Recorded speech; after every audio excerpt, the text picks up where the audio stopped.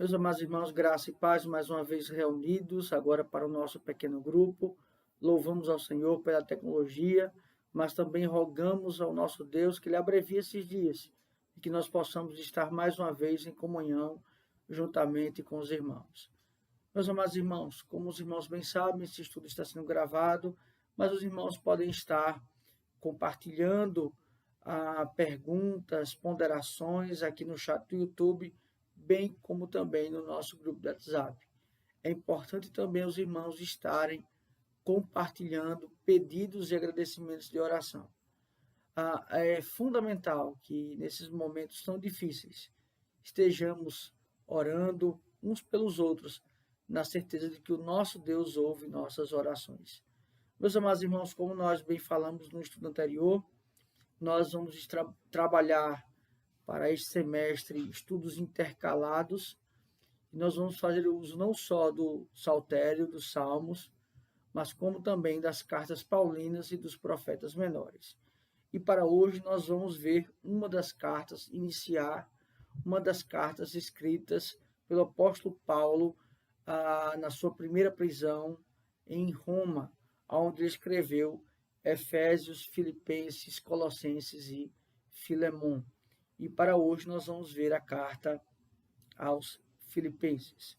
Mas antes de nós iniciarmos, vamos ter uma palavra de oração, rogando ao nosso Deus iluminação para entendimento da sua palavra. Oremos ao Senhor. Pai, muito obrigado por mais esse momento. Eu te agradeço porque o Senhor tem nos dado tecnologia e podemos chegar até os amados irmãos, até as suas famílias, com mais um estudo e palavra do Senhor para consolo, conforto, ânimo, exortação, esperança. Ó Deus, nos faz cada vez mais, Senhor, crescer na Tua palavra. E nos dá, Senhor, um coração sempre voltado para Ti. É assim que nós oramos ao Senhor. Em nome de Cristo, nós já te agradecemos. Amém. Meus amados irmãos, esta carta foi escrita pelo apóstolo Paulo por volta do ano 62, depois de Cristo. O apóstolo Paulo que fundou a igreja em Éfeso. Vale lembrar que esta informação está em Atos capítulo 19. O apóstolo Paulo ficou cerca de 3 anos naquela região. Éfeso, que é a cidade mais importante na Ásia Menor, uma das mais importantes, muito rica, sobretudo no seu sentido portuário, uma cidade estratégica. É em Éfeso que não só Paulo ele se dirige a outras cidades, mas também ali terá como pastor o jovem Timóteo. É também em Éfeso que o apóstolo João escreve o seu evangelho, bem como também as suas cartas. É em Éfeso que a mãe de Jesus vai morar com o apóstolo João. Então, é uma cidade muito importante para a propagação do evangelho. E o apóstolo Paulo, então, resolve escrever, após estar preso em Roma, a estes irmãos. Mas alguns também dizem que esta carta também pode ser colocada como uma carta geral, já que, segundo alguns manuscritos, também esta carta ela não possuiria essa indicação para os Efésios ou para a cidade de Éfeso. É importante também destacar acerca desta carta, acerca dessa localização, que essa cidade se localiza onde hoje é o sul da Turquia. Então, nós temos uma cidade próspera, uma igreja próspera, uma igreja pastoreada e fundada pelo apóstolo Paulo, cuidada por Timóteo, também pastoreada por João. Então, temos grandes lições acerca desta carta. Ela tem como objetivo principal a falar acerca da igreja, sobretudo, fundamentada na bênção do Senhor, na bênção de Deus, nas muitas bênçãos que Deus tem derramado sobre a igreja, sobretudo através da pessoa e da obra de Jesus Cristo. Então, Paulo, ele vai escrever com o intuito não de falar acerca de questões pessoais, como a carta aos Coríntios, por exemplo, mas é uma carta que vai tratar de questões doutrinárias, falar desta relação de Cristo para com a igreja. Enfim, temos muito a aprender acerca desta carta do apóstolo Paulo. Bem, indo para o texto propriamente, nós vamos ver hoje, dos versos 1 ao verso 14, primeiramente nós temos a saudação do apóstolo Paulo, dos versos 1 e 2, e posteriormente nós temos uma outra estrutura do verso 3 até o verso 14, onde nós temos ali o maior parágrafo das Escrituras, bem como do Novo Testamento. Então, o que nós queremos dizer com isso é que não há uma pausa do 3 ao 14, nós vamos ver uma ideia corrida naquela parte. Nós vamos iniciar então, como sempre fazemos, verso a verso, tentando extrair lições preciosas da parte do nosso Deus. Assim nos diz a parte introdutória da carta. Paulo, apóstolo de Jesus Cristo, por vontade de Deus. Aqui então nós temos o remetente, o apóstolo Paulo, fazendo uso da sua autoridade apostólica, aquele que aprendeu com o Senhor fora de tempo, mas é sim apóstolo de Jesus Cristo. Mas o que é importante aqui nessa saudação é que ele diz, por vontade de Deus. Perceba que então o seu exercício apostólico não vem de uma compreensão humana natural, não vem de uma vaidade. Ele não se intitula apóstolo para obter lucros, e ele não tensionava ser apóstolo, mas ele foi chamado por Deus e pela vontade de Deus. Ele então é apóstolo de Jesus Cristo, seja aquele que vem através de Jesus. É uma concepção de pertencimento, né? Paulo, apóstolo de Jesus Cristo, ou seja, com quem ele aprendeu, com quem ele foi instruído, muito embora não seja a convivência natural, como foram com os demais apóstolos, mas através de um ato extraordinário do Senhor. Quando nós falamos aqui pela vontade de Deus, nós temos que lembrar que vontade de Deus nós temos duas concepções importantes, a vontade decretiva, ou a vontade no sentido de decretos eternos de Deus, ou seja, este apostolado de Paulo, ele está posto pelo Senhor desde a eternidade, mas também existe a vontade de Deus no sentido de desejo. E aqui não é só uma ideia de decreto, mas é Deus tendo também no seu íntimo, no seu âmago, o desejo, a vontade de ter o apóstolo Paulo como então sendo aquele que anunciaria a Cristo Jesus. Pela vontade de Deus, aos santos ou aos separados. Vale lembrar que sempre a instrumentalidade está voltada para a igreja, pois está na igreja do Senhor a capacidade de entendimento, de iluminação da palavra de Deus. Então ele fala aos santos que vivem em Éfeso, ou seja, aos separados, àqueles então que foram regenerados, aqueles que foram comprados com o sangue de Cristo, aqueles que foram perdoados, aqueles que foram adotados, aos santos que vivem em Éfeso. e fiéis em Cristo. Importante aqui, porque aqui ele coloca duas habitações, e é muito interessante a forma que ele coloca isso, né? A habitação natural desses santos, esses que se localizam em Éfeso, mas depois ele vai colocar e fiéis em Cristo Jesus.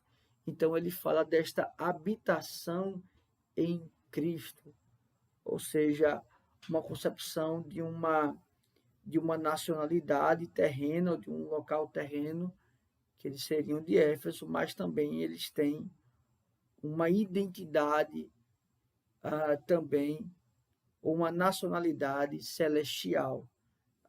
Isso é fundamental, meus irmãos, porque nós também somos dessa forma. Nós podemos ser brasileiros, mas também somos cidadãos dos céus. E isso é confortante, isso é maravilhoso, nós sermos sempre lembrados dessa verdade. Então ele vai nos dizer: graça a vós outros e paz da parte de Deus. E paz da parte de Deus.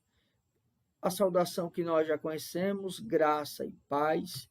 Sempre é bom lembrar que aqui é uma concepção teológica, né? É através do ato gracioso do Senhor que podemos ter paz com Ele, não inverso, não há paz sem a graça, mas a graça é que então promove a paz com Deus. É através do ato gracioso de Deus de entregar o seu filho, o seu único filho, para morrer em nosso lugar, que então nós somos reconciliados com Ele. Graça a vós outros e paz da parte de Deus. Perceba que então aqui ele fala paz da parte de Deus. Então está dizendo aqui que o próprio Deus é que planejou esse ato redentivo, ou seja, o ato gracioso que nos trouxe reconciliação. E ele vai dizer: e da do Senhor Jesus Cristo. E então aqui ele fala também deste que foi o instrumento deste plano do Senhor. Partindo agora justamente para aquele bloco que eu falei, ele vai trabalhar sobre as bênçãos de Deus em Cristo, o autor da nossa redenção. Então, agora ele vai para um longo parágrafo para tratar, então, destas bênçãos que Deus nos traz em Cristo Jesus. Qual a concepção do apóstolo? É sempre animar, esperançar os irmãos. Muito embora esta carta não tenha nenhum assunto específico, mas sempre o evangelho ele visa a trazer esperança, trazer ânimo, porque sabemos que a nossa carne é fraca, que nós somos muitas vezes tendenciosos no sentido da caminhada, fraquejamos na caminhada. Então, o apóstolo sempre tentando animar os irmãos, esperançar os irmãos. Ele vai dizer no verso 3: bendito o Deus e Pai do nosso Senhor Jesus Cristo, que nos tem abençoado com toda sorte de bênçãos espirituais nas regiões celestiais em Cristo. Perceba que é algo muito corrido, que não há uma pausa propriamente, mas bendito o Deus e Pai do nosso Senhor Jesus Cristo. Ele começa então com uma doxologia, ou seja, exaltação a Deus. Não há como falarmos de redenção, do plano redentivo do Senhor, da graça que é termos a Cristo como Salvador, e que não gere em nós, no nosso coração, adoração ao Senhor. Então ele começa com a expressão bendito, Primeiramente, aqui essa palavra no sentido de bom, ou também no sentido de bendizer ao Senhor. Primeiramente, ele se dirige ao próprio Deus, né? Que ele é bendito, que ele é bom, e também a nós mesmos no sentido de adoradores, ou seja, de bendizer a Deus, né? Ou de testemunhar bem do Senhor. Bendito o Deus e Pai do nosso Senhor Jesus Cristo.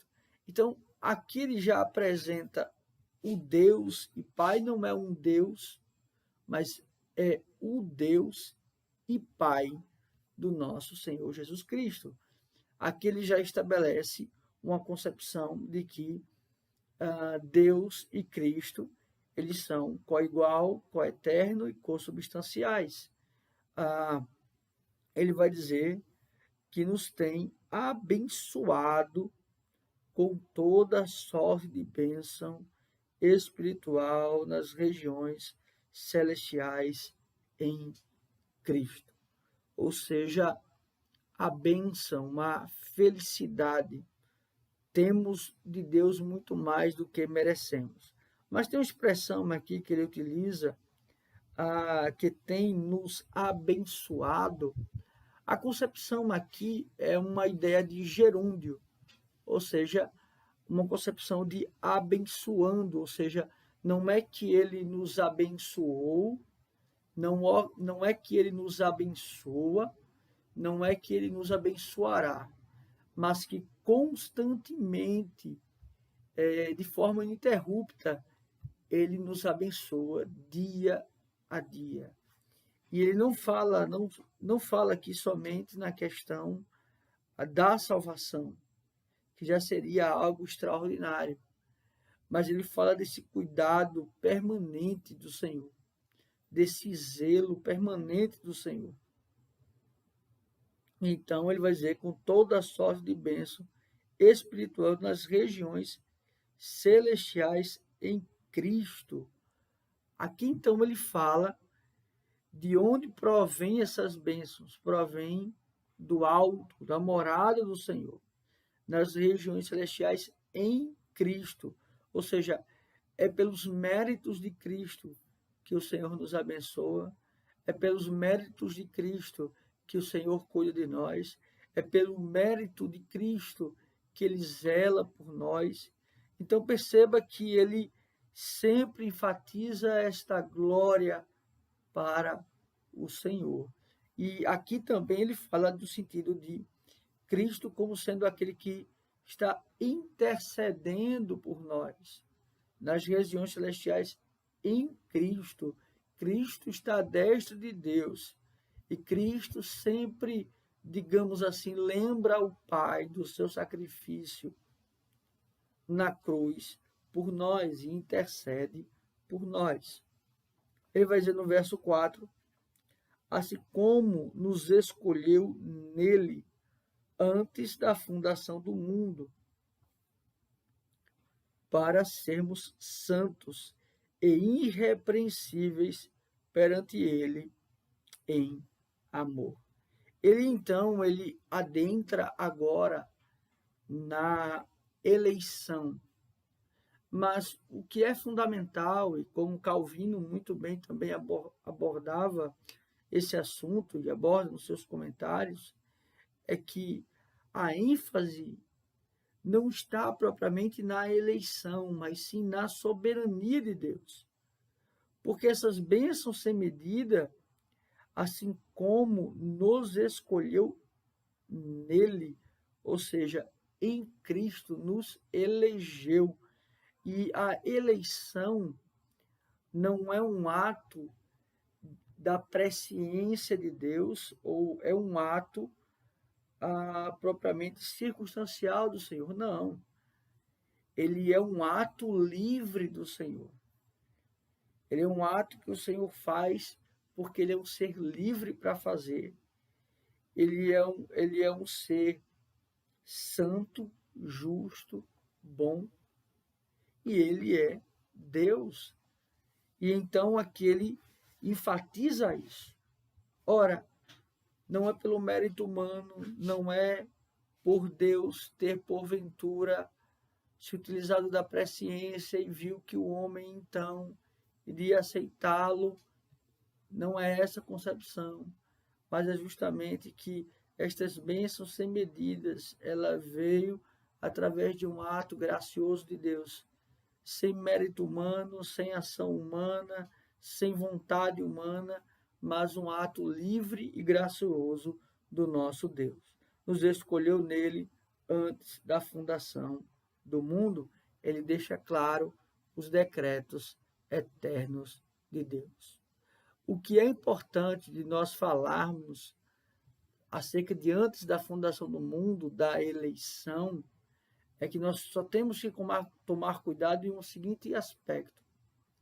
A eleição não faz no tempo e no espaço propriamente, quando o indivíduo nasce, ele já ser salvo, porque existe um aspecto da regeneração.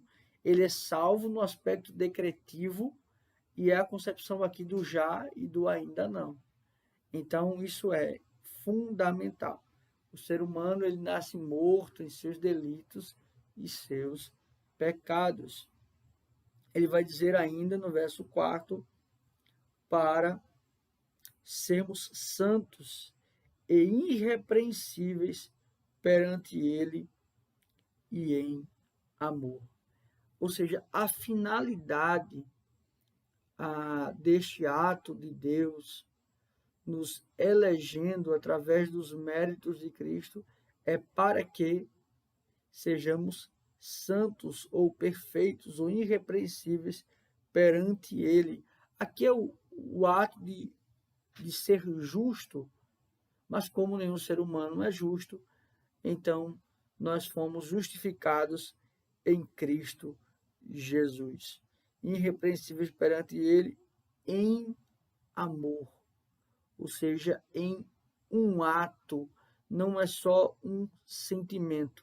Percebe que aqui, então, ele enfatiza as ações para sermos dessa forma, e aqui ele fala deste amor primário de Deus, porque este decreto eterno também revela o amor de Deus por nós. No verso 5, ele vai dizer, nos predestinou para ele. Ou seja, nos predestinou, ou seja, há um destino prévio, e aqui, logicamente, ele fala para a igreja, ele nos predestinou para ele, para o próprio Deus, para a adoção de filhos por meio de Jesus Cristo. Ou seja, vivermos para a glória do Senhor. Qual o fim ou a finalidade do homem? Glorificar a Deus e se alegrar nele para sempre. Então, a concepção aqui é nos santificar, é nos justificar em Cristo, é nos adotar. E aqui é importante enfatizarmos que o mundo muitas vezes diz que todos são filhos de Deus. Não, para se tornar filho de Deus é necessário um ato legal, o ato adotivo. As criaturas não são propriamente filhos de Deus. Então é necessário a adoção. E esta adoção ela vem por intermédio do próprio Cristo. A filiação a Deus ela vem por intermédio do próprio Cristo, por meio de Jesus Cristo, segundo o beneplácito da sua vontade. Ou seja, segundo o bel prazer, segundo lhe apraz, segundo é o desejo de Deus. Então perceba que aqui ele está enfatizando primeiramente esse ser de Deus, livre, com a vontade decretiva, também com a vontade de desejo. Ele volta a palavra para a vontade de Deus. E perceba o quanto isso é assim, é difícil para os nossos dias, porque a carta do apóstolo Paulo aos Efésios, ela é, sobretudo, embora seja uma carta que trate sobre a igreja, ela é uma carta que sempre está em uma ênfase de exaltação desta obra redentiva da Trindade.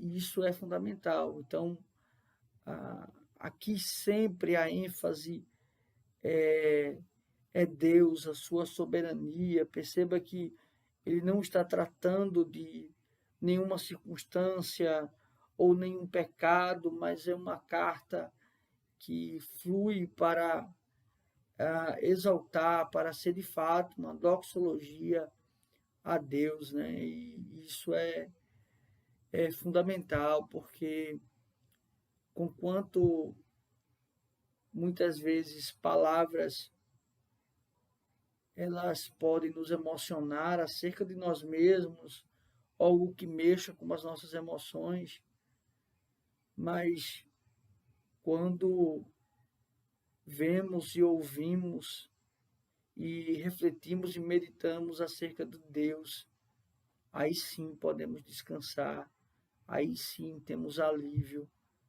porque nós podemos vislumbrar Deus Todo-Poderoso que governa todas as coisas. No verso de número 6, ele vai dizer da seguinte forma: para o louvor da glória de sua graça, que ele nos concedeu gratuitamente no amado, para o louvor da sua graça. Ou seja, tudo ele fez para o seu louvor e o reconhecimento da graça, do favor e mercê de Deus, que ele nos concedeu, que ele nos deu gratuitamente, ou seja, de graça. O que é interessante e devemos refletir, como nós podemos então aceitar, ou como ficaria a teologia arminiana, ou seja, meritória. Como entender que algo que é nos dado necessita retorno? Percebe? Então é algo sem retorno. É algo que Deus faz e ele não coloca um retorno. Isso é extraordinário. E ele vai continuar gratuitamente no amado. Este é o meu filho amado, a quem eu tenho prazer. Percebe que esse ato gracioso, esse ato singular do Senhor, ele foi um ato que exigiu um preço muito alto. Ele exigiu o sacrifício do seu filho unigênito, ou seja, gratuitamente no amado. Ou seja, só obtivemos isso pelos méritos de Cristo. No verso 7, no qual temos a redenção pelo seu sangue. Ou seja, temos a transformação, temos a regeneração, temos uma nova posição perante o Senhor. E isso foi através de um sacrifício pelo seu sangue, a remissão dos nossos pecados. Então, quanto a redenção é um estado, estávamos em um estado de queda e agora fomos levados a um estado não mais de queda, mas de justificação. A remissão, então, vem esse sentido deste ato, o ato de remir, o ato de perdoar. segundo a riqueza da sua graça. Segundo a riqueza da sua graça. Percebe que o texto, esse bloco do verso 3 ao 14, ele fala dessa bênção de Deus. E se você observar, em nenhum momento ele está falando de algo temporal, ou de algo efêmero, ou de algo passageiro, mas ele fala de algo eterno. E percebe como muitas vezes o mundo, ele nos faz muitas vezes pensar nas bênçãos de Deus como sendo algo materialista, algo temporário. Não que Deus não nos abençoe com o pão de cada dia, não que Deus nos abençoe com o trabalho, mas a ênfase aqui é que nós devemos pensar que a maior bênção, a abundância do Senhor está justamente no ato redentivo, na salvação, na vida eterna, no ato gracioso do Senhor, neste amor incondicional de Deus, entregando o seu próprio Filho e agora nos justificando, nos adotando. Percebe o quanto isso deve arder em nossos corações, para um coração que adora a Deus, que serve ao Senhor e que não só está vislumbrando esta vida, mas que já é também cidadão celestial. No verso 8, ele vai dizer que Deus derramou abundantemente sobre nós em toda a sabedoria e prudência. Em toda a sabedoria e prudência.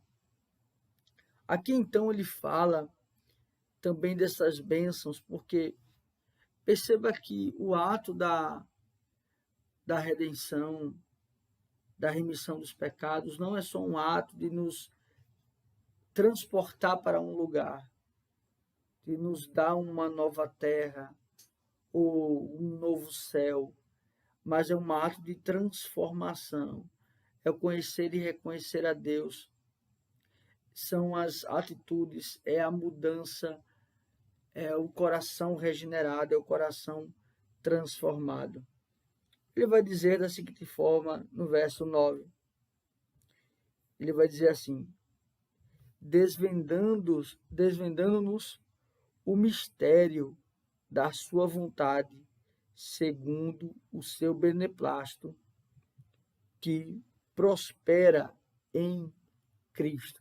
Lembre-se sempre que o mistério das Escrituras, ou quando as Escrituras falam em mistério, não é algo que ainda será revelado, mas o mistério, na verdade, ainda era a incompreensão acerca dessa progressividade da revelação. E ele fala então desse beneplácito de Deus que nos desvenda, que nos traz justamente desvendando-nos o mistério da sua vontade, ou seja, que é o próprio Cristo. Então, este mistério que estava oculto, que estava encoberto no Antigo Testamento, ele tem a sua revelação em Cristo Jesus.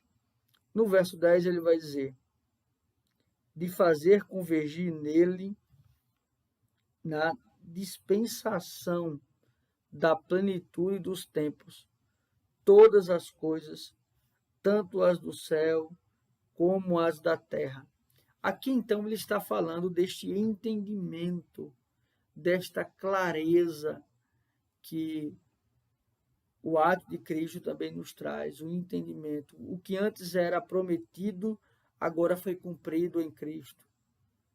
Então perceba que nós temos muito mais do que os antigos, muito mais, inclusive, do que os apóstolos, porque nós temos a revelação como um todo, toda a inspiração das Escrituras, o cânon já fechado.